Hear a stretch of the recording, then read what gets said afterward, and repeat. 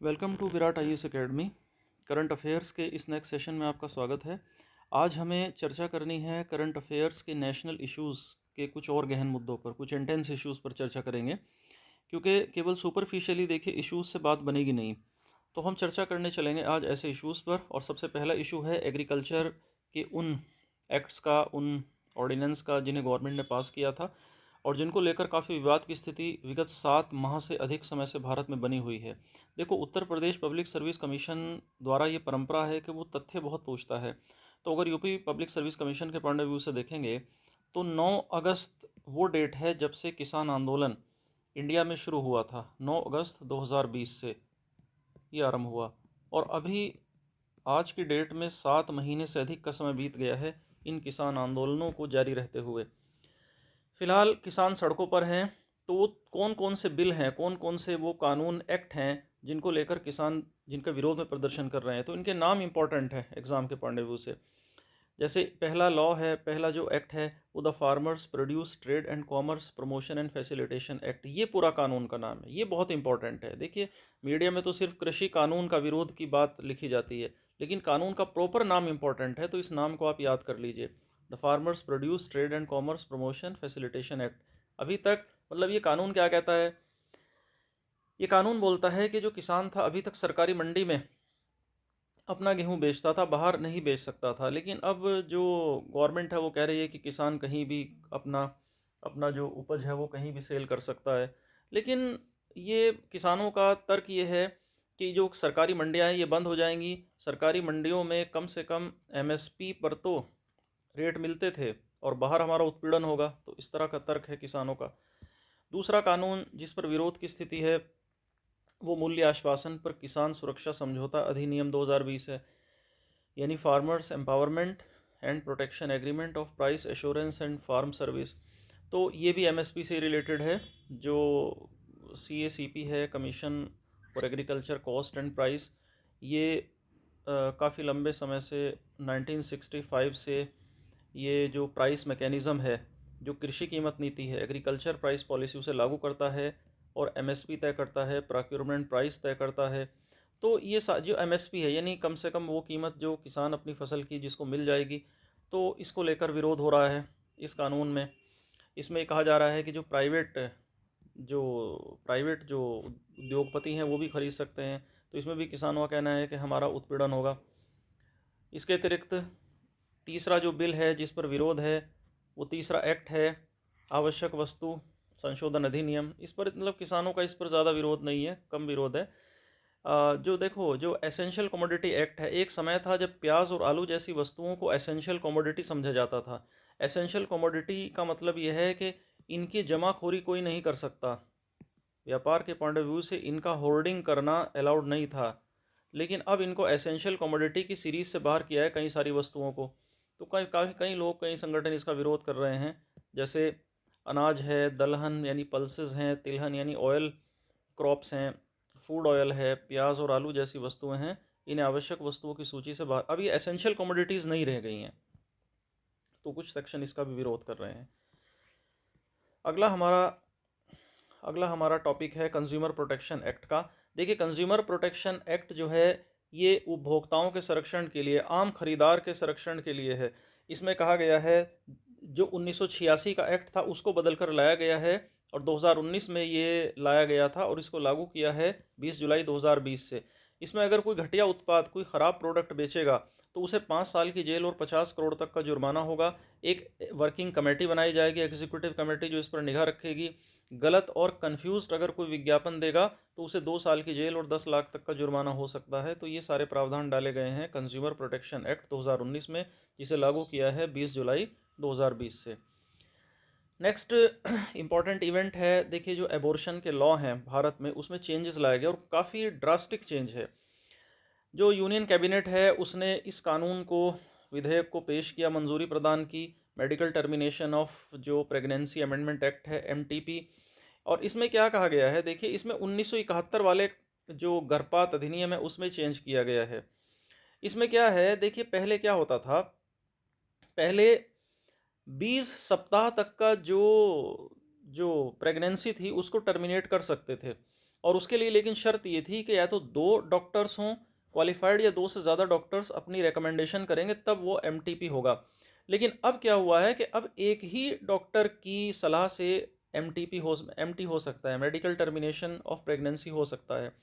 और ये जो पीरियड है प्रेगनेंसी का, इसको 20 सप्ताह से बढ़ाकर इसको भी 24 सप्ताह कर दिया गया, यानी 24 वीक की प्रेगनेंसी प्लस सिंगल डॉक्टर की रिकमेंडेशन से एमटीपी अब हो जाएगा। इसके लिए ये एमटीपी एक्ट है 2020 वाला, जिसे कैबिनेट ने मंजूरी दी है।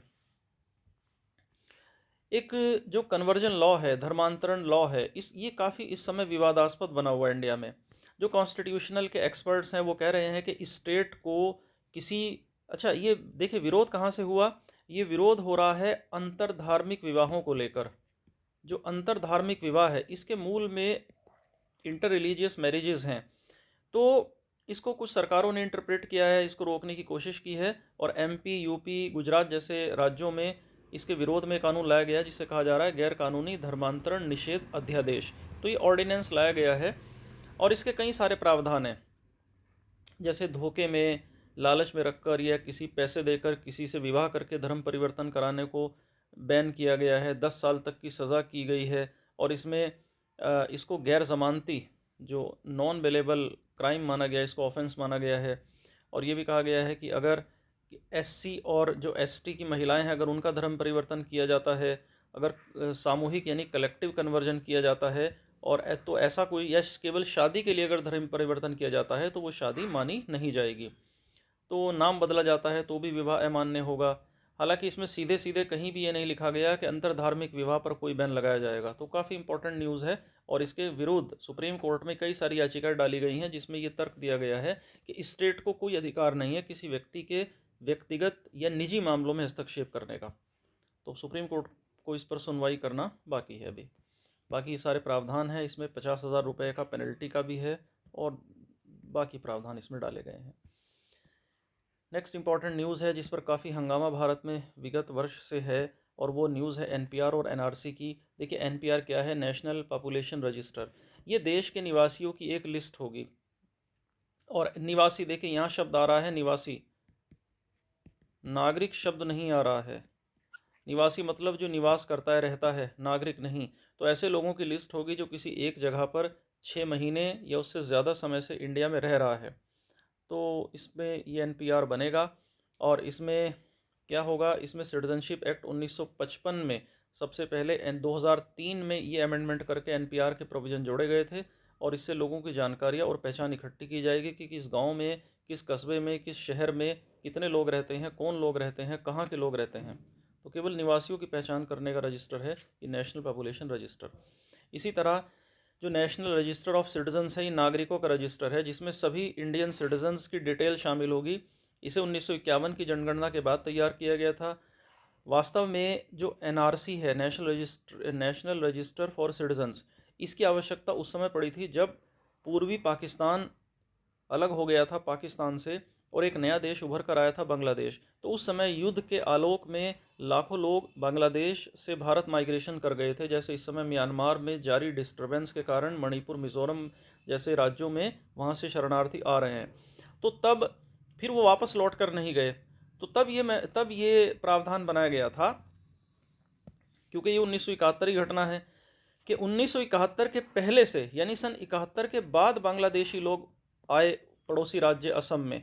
तो तब असम के लिए प्रावधान बनाया गया था कि सन 71 से पहले, इस डेट से पहले जो लोग असम में रह रहे हैं उन्हें वापस बांग्लादेश भेजा जाएगा। तो तब एनआरसी का प्रावधान वहां आया था। अब सरकार ये कह रही है कि एनआरसी को पूरे देश में हम लागू करेंगे। इससे क्या पता लगेगा कि कौन भारतीय नागरिक है और कौन नहीं है। तो काफ़ी इस पर और भी सारे क्लॉजेज हैं जिसको लेकर विवाद है।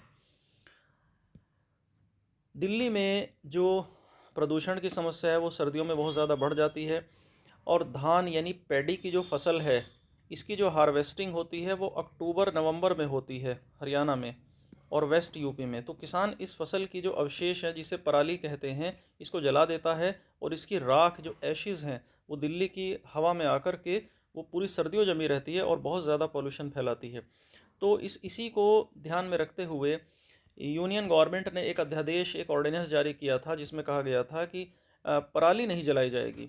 और ये कहा गया था कि दिल्ली एनसीआर में इस तरह का एक्ट करने पर जुर्माना रखा गया था और सज़ा का प्रावधान रखा गया था। तो अब क्या किया गया, देखिए, ये जो अध्यादेश था इसमें ये भी कहा गया था एक कमीशन बनेगा हवा की क्वालिटी चेक करने के लिए, और 18 सदस्यों का एक कमीशन भी बनेगा जिसका एक फुल टाइम एक मेंबर बनेगा। और ये जो चेयरमैन होगा ये भारत सरकार के सेक्रेटरी या स्टेट गवर्नमेंट का चीफ सेक्रेटरी के रैंक का ऑफिसर होगा, और जो मेंबर बनेंगे इस कमीशन के उनका कार्यकाल 3 साल का होगा। तो देखो, ये जो पराली जलाने पर रोक थी, पराली जलाने की जो रोक लगाई गई है, ये इस पर अब अध्यादेश लाया गया है, ये ऑर्डिनेंस लेकर आई है सरकार, यानी इसको कानूनी शक्ल दी जा रही है। जम्मू कश्मीर में एक कानून आया था, रोशनी कानून। इस रोशनी कानून में कहा गया था कि जिन लोगों ने सरकारी ज़मीन पर अपना कब्ज़ा किया हुआ है उन्हें उन ज़मीनों का स्वामित्व दे दिया जाएगा, यानी मालिकाना अधिकार दे दिया जाएगा। लेकिन अब क्योंकि यूनियन टेरिटरी बन गया है जम्मू और कश्मीर, तो इस कानून को वहाँ रद्द कर दिया गया है, और ये कहा गया है कि जिन लोगों को ज़मीनें दी गई थी वो ज़मीनें उन्हें वापस देनी होंगी। यानी जो दाखिल खारिज है, यानी जो ज़मीन के ट्रांसफ़र का जो मैटर है, अब उसे रोक दिया गया है।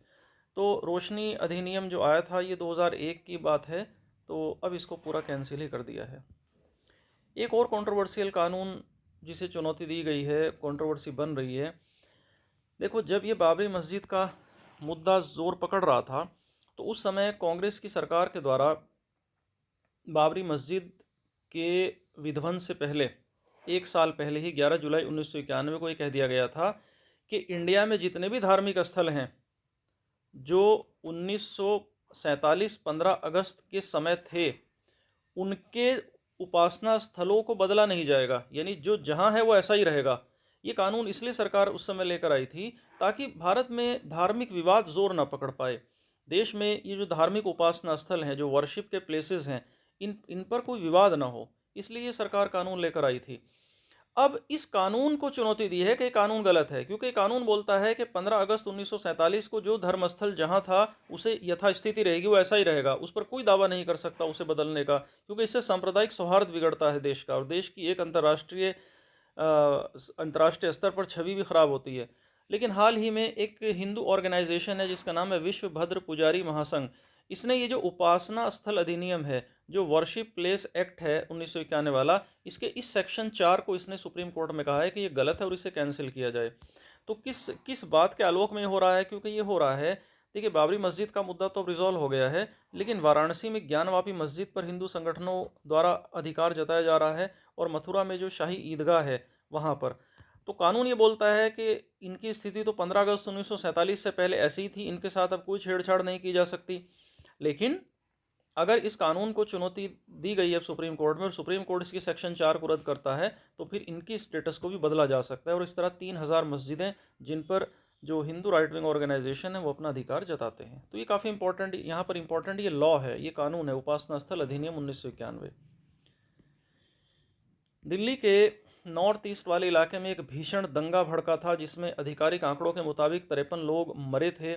तो इसकी जांच के लिए एक दंगा का एक दावा आयोग बना है, एक क्लेम कमीशन बना है ताकि मुआवजा दिया जा सके। तो ये सीए के आलोक में ये दंगा भड़का था, तो ये जांच कमीशन बना है।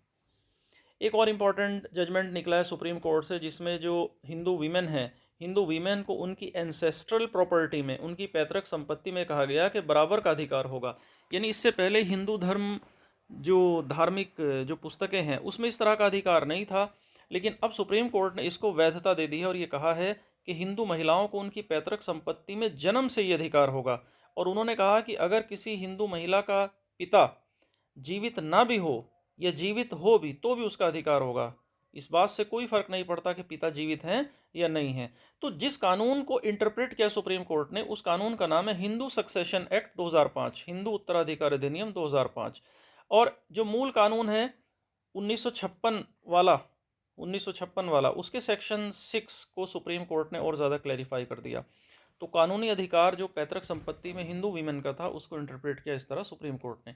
तो हिंदू सक्सेशन एक्ट या हिंदू एक्ट आया था 1956 में, फिर इसका इसी का जो अधिनियम था 2005 में आया था, तो अब उसको और अधिक इंटरप्रेट किया 11 अगस्त 2020 को। नेक्स्ट जो हैंडीकैप हैं, जो दिव्यांग हैं, सुप्रीम कोर्ट का उस पर निर्णय आया है और ये काफ़ी इम्पॉर्टेंट निर्णय है।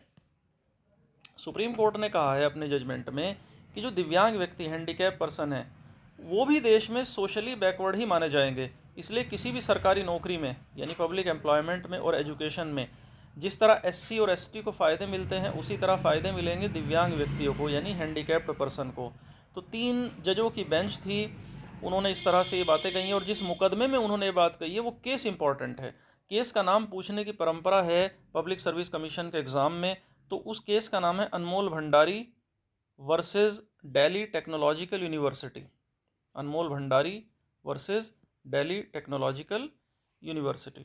तो उसमें उन्होंने इस तरह की ये जजमेंट दिया है। नेक्स्ट देखिए, हम जानते हैं कि जो राइट टू प्रॉपर्टी था आर्टिकल 19 में, उस राइट टू प्रॉपर्टी को रिपील कर दिया गया था, हटा दिया गया था वहाँ से, और राइट टू प्रॉपर्टी को आर्टिकल 300A में ले जाकर के बना दिया गया था एक लीगल राइट। अब सुप्रीम कोर्ट ने इंटरप्रेट किया है संपत्ति के अधिकार को, एक नया शब्द जोड़ा है कि जो संपत्ति का अधिकार है वो मानवाधिकार है, यानी वो एक ह्यूमन राइट है। एक ह्यूमन राइट बताया है संपत्ति के अधिकार को। तो काफ़ी इंपॉर्टेंट टर्मिनोलॉजी सुप्रीम कोर्ट के द्वारा दी गई है। नेक्स्ट है प्रमोशन में रिजर्वेशन की बात आई है। देखिए, प्रमोशन में रिजर्वेशन काफ़ी ज़्यादा विवादास्पद पहलू रहा है और प्रमोशन में रिजर्वेशन जो था वो मूल संविधान में नहीं था। इसके लिए 77th कॉन्स्टिट्यूशनल अमेंडमेंट लाया गया था, जिसके लिए कॉन्स्टिट्यूशन में आर्टिकल 16 खंड 4 उपखंड ए जोड़ा गया था। Article 16 4A। और बाद में फिर काफ़ी विवाद की स्थिति भी इस पर बनी थी जब सुप्रीम कोर्ट ने इसको अनकॉन्स्टिट्यूशनल माना था। अब सुप्रीम कोर्ट ने कहा है कि जो प्रमोशन में रिजर्वेशन है ये फंडामेंटल राइट नहीं है। स्टेट को राइट है आर्टिकल 16(4) के तहत कि वो स्टेट के जो बैकवर्ड क्लासेस के लोग हैं उनको सरकारी नौकरी दे सकता है, लेकिन जो प्रमोशन में रिजर्वेशन है वो कॉन्स्टिट्यूशनल नहीं है। ये कहा है सुप्रीम कोर्ट ने। तो 77(4)A जोड़ा गया था और इसमें तो कहा गया था कि प्रमोशन में भी रिजर्वेशन दिया जाएगा अगर स्टेट ये महसूस करेगा कि गवर्नमेंट जॉब्स में इन कम्युनिटीज़ का रिप्रेजेंटेशन नहीं है। लेकिन अब इसको बिल्कुल क्लियर कर दिया है सुप्रीम कोर्ट ने। इसी तरह जम्मू और कश्मीर का पूरा दर्जा बदलने के आलोक में वहाँ पर इंटरनेट की सर्विसेज रोक दी गई थी। तो सुप्रीम कोर्ट में जो रिट्स डाली गई, तो सुप्रीम कोर्ट ने इंटरनेट को ये कहा है, इसे एक तो आर्टिकल 19 के तहत माना है इंटरनेट के यूज़ को, और ये कहा है कि ये फंडामेंटल राइट है। तो ये एक नई इंटरप्रिटेशन, नई एक्सप्लेनेशन आई है सुप्रीम कोर्ट की ओर से कि इंटरनेट का प्रयोग भी एक मूल अधिकार है, एक फंडामेंटल राइट है। और जम्मू कश्मीर एडमिनिस्ट्रेशन को बोला था सुप्रीम कोर्ट ने कि आप विचार करिए और इंटरनेट सर्विसेज को बहाल करिए। तो बाद में 4G सर्विसेज वहाँ बहाल कर दी गई, अभी बहाल हुई हैं। देखिए, इंडिया को विश्व की रेप कैपिटल कहा जाता है। भारत में महिलाओं के विरुद्ध जो हिंसा है वो कम होने का नाम नहीं लेती, लगातार बढ़ती ही जाती है। तो और उस पर भी सबसे विवादास्पद बात ये हो जाती है कि थानों में, पुलिस स्टेशंस में एफआईआर दर्ज नहीं होती, पीड़िता को भटकना पड़ता है, उसको कई बार उसको उसकी रिपोर्ट भी नहीं ली जाती। तो जो union ministry of home affairs है, केंद्रीय गृह मंत्रालय, उसने एक एडवाइजरी जारी की है सभी राज्यों को, सभी स्टेट गवर्नमेंट्स को, और ये कहा है कि अगर महिला अपराध कोई हुआ है तो उस पर एफआईआर दर्ज कराना अनिवार्य होगा। और ये बोला है सुप्रीम कोर्ट ने, मिनिस्ट्री ऑफ होम ने, कि अगर कोई ऑफिसर, जो कंसर्न अथॉरिटीज़ हैं, अगर वो एफआईआर नहीं करेंगी तो उन ऑफिसर्स पर सख्त से सख्त कार्रवाई होगी। ये शब्दावली यूज़ की गई है, मतलब stern action will be initiated, उनके खिलाफ कहा गया है। तो जो आईपीसी है, इंडियन पेनल कोड, उसकी धारा 166AC है, इसके तहत एफआईआर दर्ज अगर नहीं की जाती है तो अधिकारी को भी सज़ा मिलेगी। और सीआरपीसी की धारा है, एक सेक्शन है 173, ये कहती है कि अगर कोई रेप से रिलेटेड कोई इंसिडेंट है तो 2 महीने के भीतर उसकी जांच हो जाना चाहिए। तो दोनों धाराएं काफ़ी इंपॉर्टेंट हैं। देखो, अब इस समय जो चलन है पब्लिक सर्विस कमीशन में, वो केवल कॉन्स्टिट्यूशन के आर्टिकल पूछने का चलन नहीं है, बल्कि जो इंडिया के अंदर जो लॉ है, लॉ यानी सीआरपीसी, आईपीसी, एविडेंस, इनसे भी क्वेश्चन आ रहे हैं। जैसे 376, 498 क्या है, सेक्शन 144 क्या है, और ये एपिडेमिक एक्ट जो आपदा अधिनियम लगा था कोरोना के बैकग्राउंड में, तो यहाँ से क्वेश्चन भी बनेंगे और बहुत इंपॉर्टेंट ये मैटर बनता है। तो ये दोनों धाराएं आप याद रखिएगा। नेक्स्ट एक कॉन्सेप्ट है प्री वोटिंग का। देखो प्री वोटिंग क्या है, प्री वोटिंग इसलिए होती है ताकि मतलब मतदान केंद्र पर अगर बहुत ज़्यादा बोझ है तो जिस दिन वोटिंग होती है उससे पहले वोट करा लेना कुछ लोगों की, तो उससे क्या होगा कि जो भीड़ होगी वोटिंग बूथ पर वो भीड़ कम हो जाएगी। तो इस कॉन्सेप्ट को कहा गया है pre voting. Shaheen Bagh India सहित पूरे विश्व में आंदोलन चर्चा में रहा। सीएए नामक कानून के विरोध में यह आंदोलन था, दिल्ली में चला, और इसकी विशेषता ये थी कि महिलाओं का आंदोलन था। तो अभी किसानों का आंदोलन भी इसी तरह से चल गया है। तो फरवरी 2021 में सुप्रीम कोर्ट ने ये कहा, एक असल में एक क्या हुआ था कि एक रिव्यू पिटीशन आई थी सुप्रीम कोर्ट में, और ये कहा था कि जो धरना प्रदर्शन पर सुप्रीम कोर्ट ने आदेश दिया था कि हमेशा के लिए आप धरना प्रदर्शन नहीं कर सकते और आप जनता के लिए जो रास्ते हैं उन्हें ब्लॉक नहीं कर सकते। तो कुछ संगठनों ने इसी आलोक में याचिका लगाई थी कि सुप्रीम कोर्ट अपने आदेश पर पुनर्विचार करे, तो सुप्रीम कोर्ट ने इनकार कर दिया। सुप्रीम कोर्ट ने कहा कि आपको प्रदर्शन का अधिकार है, लेकिन आप जब चाहें और जहां चाहे प्रदर्शन नहीं कर सकते। प्रदर्शन का अधिकार कहीं भी नहीं हो सकता। आप ये नहीं कि हाईवे पर बैठ जाएंगे, हाईवे को ब्लॉक कर देंगे या किसी पब्लिक प्लेस को ब्लॉक कर देंगे। तो उन्होंने कहा कि विरोध प्रदर्शन करने का अधिकार तो है आम आदमी को, लेकिन एक फिक्स जगह पर, हर जगह पर नहीं। तो ये किस कंटेक्स्ट में बात आई, ये दिल्ली के शाहीन बाग वाले कंटेक्स्ट में बात आई है। तो ये इसलिए इंपॉर्टेंट हो जाती है सुप्रीम कोर्ट का ये जजमेंट। सुप्रीम कोर्ट में एक और जजमेंट हुआ है। देखिए इंडिया की हिस्ट्री, जो कृषि कानून जिनके बारे में हमने आज अपने लेक्चर के शुरुआत में डिस्कस किया, इन कृषि कानूनों को लागू कर दिया गया, केंद्र सरकार ने लागू कर दिया था। इंडिया की हिस्ट्री में पहली बार ऐसा हुआ कि सुप्रीम कोर्ट ने केंद्र के द्वारा लागू किए गए कानूनों को रोक दिया, स्टे कर दिया, स्टे कर दिया। पहली बार ऐसा हुआ इंडियन हिस्ट्री में। नहीं तो नॉर्मली यूनियन गवर्नमेंट के द्वारा लागू किए गए कानूनों पर सुप्रीम कोर्ट स्टे नहीं करता। तो ये 12 जनवरी 2021 की बात है जब इन तीनों कृषि कानूनों पर रोक लगा दी सुप्रीम कोर्ट ने। और किसान क्योंकि वहाँ 7 महीने से अधिक समय से आंदोलन कर रहे हैं दिल्ली बॉर्डर पर। इसके अलावा सुप्रीम कोर्ट ने इन कृषि कानूनों के और उसके बाद उपजे विवाद की स्थिति में एक कमेटी भी बनाई है, कमेटी कॉन्स्टिट्यूट की है, जिसमें इन्होंने रखा है एक भारतीय किसान यूनियन के कई सारे वर्जन हैं। तो एक वर्जन इसका है जिसके राष्ट्रीय अध्यक्ष हैं भूपिंदर सिंह मान। फिर दूसरा संगठन इंटरनेशनल फूड पॉलिसी रिसर्च, इसके साउथ एशिया के निदेशक हैं डॉक्टर प्रमोद जोशी, इनको रखा है। एग्रीकल्चर इकोनॉमिस्ट हैं श्री अशोक गुलाटी, और शेतकारी महाराष्ट्र का ही संगठन है, इसके हेड हैं श्री अनिल धनवंत। हालांकि किसानों ने इस समिति को मानने से मना कर दिया, लेकिन सुप्रीम कोर्ट ने कहा था कि यह कमेटी किसानों की जो समस्याएं हैं उन्हें देखेगी और अपनी रिपोर्ट हमें देगी। नेक्स्ट ये रिपीट हो गया है, वही किसान कानूनों की बात है, इसको आप दोबारा पढ़ लें। एस्मा भी रिपीट हो गया है। नेक्स्ट किसानों के विरोध का कारण हमने पढ़ लिया था। जो सबसे इम्पोर्टेंट न्यूज़ है लास्ट में, इसका संबंध रिजर्वेशन से है।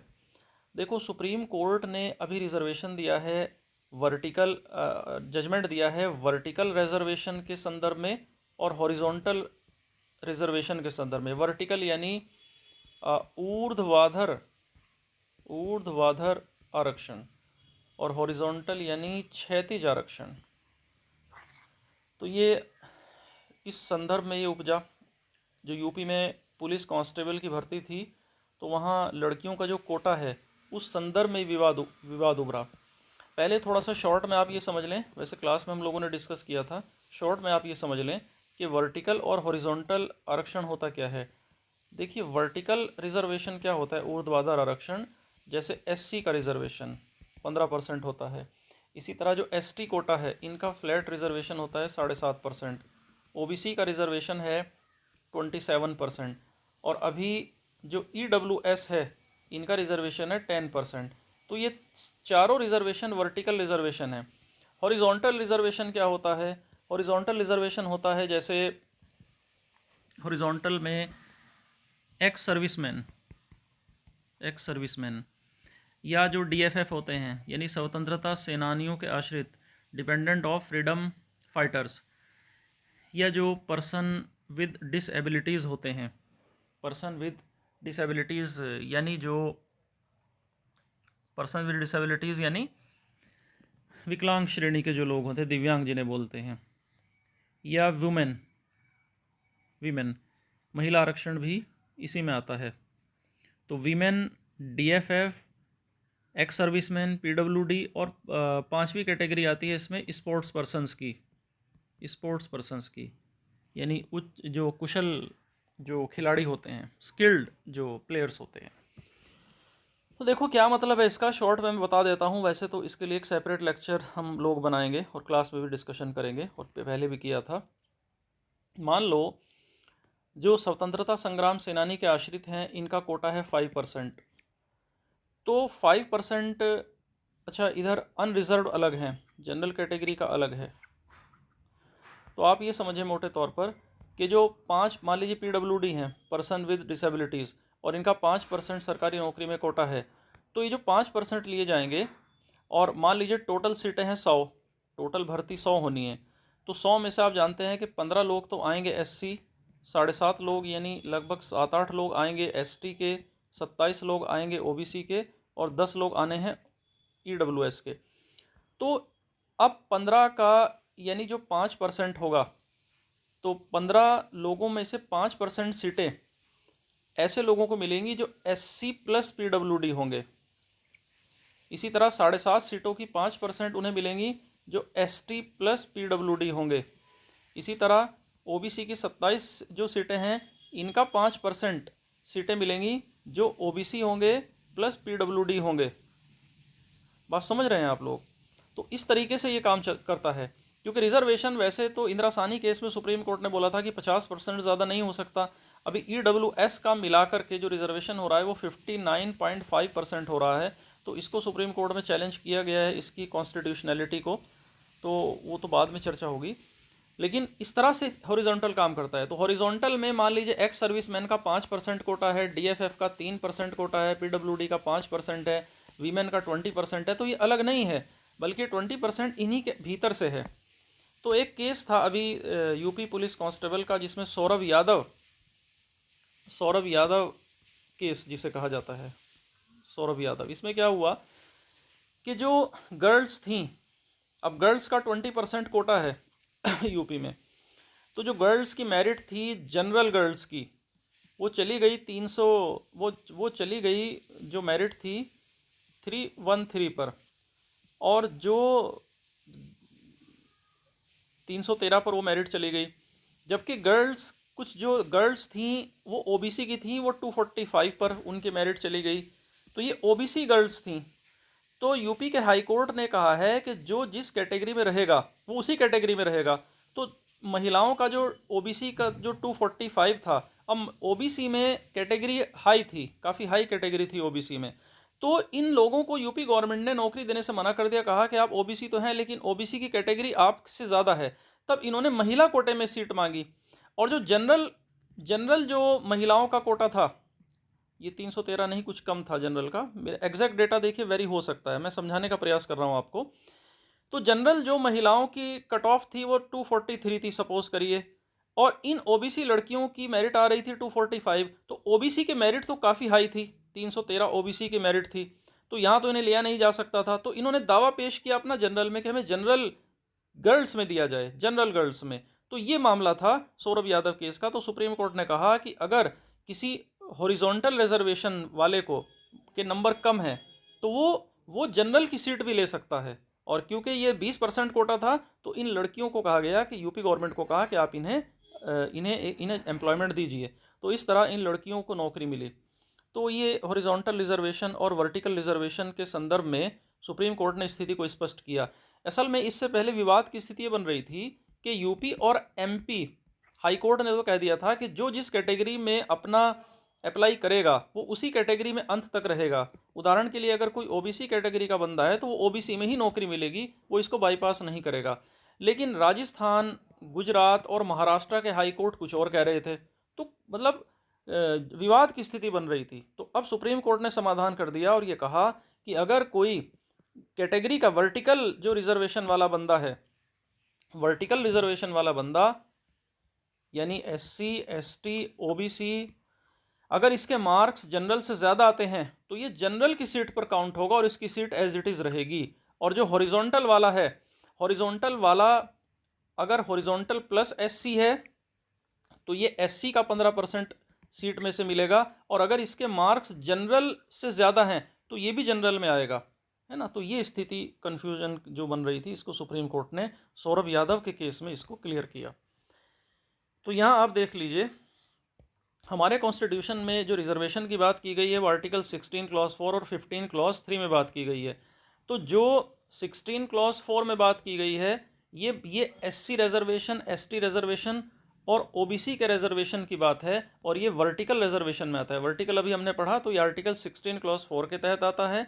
जबकि जो स्पेशल जो क्लासेस हैं, जैसे कि महिलाएं हैं, बुजुर्ग हैं, ट्रांसजेंडर्स हैं, या जो डिसेबल पर्सन है, उनको 15(3) के तहत हॉरिजॉन्टल रिजर्वेशन दिया जाता है। तो हॉरिजॉन्टल रिजर्वेशन 15 क्लॉज 3 और वर्टिकल रिजर्वेशन 16 क्लॉज 4 के तहत मान्य है। तो ये मैटर क्या था, अभी मैंने आपसे डिस्कस किया कि पुलिस के चयन का ये मैटर था, सौरभ यादव जो केस है। तो ये केस काफ़ी इंपॉर्टेंट है, और हॉरिजॉन्टल और वर्टिकल रिजर्वेशन का जो चर्चा आई है तो ये भी बहुत ज़्यादा इंपॉर्टेंट हो गई है। तो होपफुली ये कॉन्सेप्ट आज आपको क्लियर हुआ होगा हॉरिजॉन्टल और वर्टिकल का। बाकी विस्तार से भी इसके अलावा एक वीडियो इसके बारे में हम लोग पोस्ट करेंगे। तो आज के लेक्चर में इतना ही है। Thank you.